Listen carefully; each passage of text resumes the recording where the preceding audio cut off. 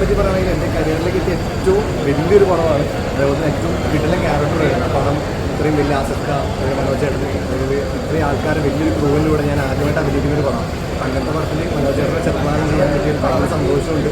പിന്നെ ആ character വക്കൻസിൻ്റെ character എല്ലാവരും സ്വീകരിച്ചതിലും അതിൽ പെർഫോമൻസിലും കുറേ പേര് നല്ലത് പറഞ്ഞതിലും ഒരുപാട് സന്തോഷമുണ്ട്. എൻ്റെ ഒരു സിനിമാ കരിയർ നോക്കുകയാണെങ്കിൽ ഇങ്ങനെയൊക്കെ ഒരു ഭാഗ്യമൊക്കെ സത്യം പറഞ്ഞാൽ ഇപ്പോൾ ആദ്യമായിട്ടാണ് കിട്ടുന്നത്. നമ്മുടെ ഷോർട്ട് ഫിലിംസ് നോക്കുകയാണെങ്കിൽ അതിന് ശേഷം രണ്ടു സിനിമ ചെയ്തെങ്കിലും അത്രയും ശ്രദ്ധിക്കപ്പെട്ടില്ല ഉണ്ട്. നല്ല സിനിമകളായിരുന്നു, പക്ഷെ നമുക്കൊരു ഇന്നൊരു ആ ഒരു സ്ഥാനത്ത് നമ്മൾ ഉദ്ദേശിച്ച ആ രീതിയിൽ വന്നില്ലായിരുന്നു.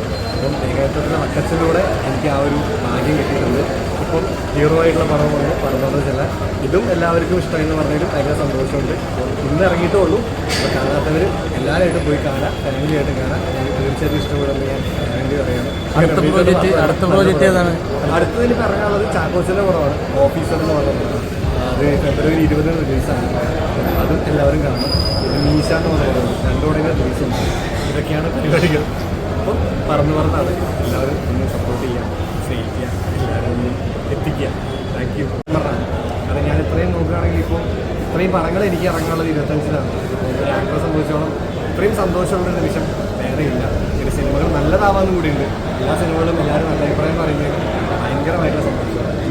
എല്ലാ പടങ്ങളും എല്ലാവരും കാണണം, എല്ലാ സിനിമകളും സപ്പോർട്ട് ചെയ്യണം. ഞാൻ അങ്ങനെ ഉദ്ദേശിക്കുന്നതാണ്. ഇപ്പോഴും നമ്മുടെ സിനിമകൾ എല്ലാ സിനിമയും വിജയിക്കണം, എല്ലാ സിനിമയും സക്സസ് ആവണം. എല്ലാവരും കൂടെ നിൽക്കണം. ഒരുപാട് സന്തോഷം. അപ്പം എല്ലാവരും മാക്സിമം സപ്പോർട്ട് ചെയ്യാം. Okay, thank you guys.